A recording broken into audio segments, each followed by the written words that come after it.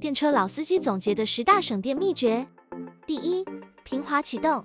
启动时，轻点油门，避免急速加速。就像约会时，先小心翼翼打个招呼，不直接冲上去熊抱。急速启动会使电池供应大量电流，加大电池的负荷，从而降低电池寿命和续航里程。第二，使用再生制动。像是你每次刹车都在找钱包里的零钱，再生制动回收制动时的能量。再生制动技术可以将动能转化为电能，存储回电池中，有效提高行车续航。第三，避免高速持续驾驶。电车在高速上飙车，就像鱼离开水，会快速耗电。在高速上，电车的空气阻力会大大增加，使得电机工作更加困难，从而导致电池更快的放电。第四，定期检查轮胎。保持轮胎充足的气压，就像给鞋子充足的垫子，驾驶会更轻松。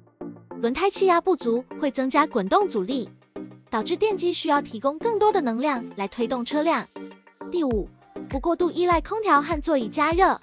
虽然我们都喜欢舒适，但为了省电，有时得牺牲一下，不是每次都穿高跟鞋出门的道理。车辆的空调和座椅加热等功能会消耗额外的电力，适度使用能更好的保存电池的续航。第六，预先规划路线。有计划的驾驶就像有清单的购物，避免绕弯抹角和不必要的加速减速。预先知道行驶路线，可以避免频繁停车和起步，减少不必要的能量损失。第七，减少车载电子设备使用。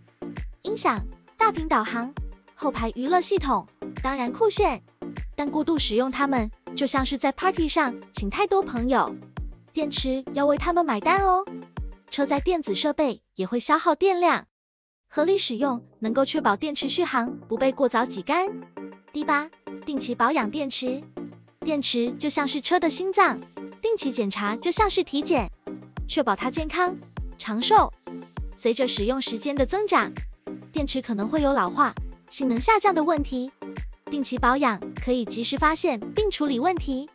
第九，避免频繁充放电。电池也会有情绪，太过于紧张或放松都不好，尽量避免充电时电池完全耗尽或充到100%。为了电池的健康和寿命，最好在20%到80%的范围内进行充放电，这样可以保持电池的心情平稳。第10，考虑外部环境。冷天里，电池就像是被冻住的北极熊，热天里又像是晒在沙滩上的海星。在极端天气中，尽量减少长时间的驾驶。低温会减缓电池化学反应速度，而高温会加速电池老化。合理规划在极端气温下的驾驶，可以减少对电池的损伤。本期视频就到这里啦，喜欢就点个关注吧。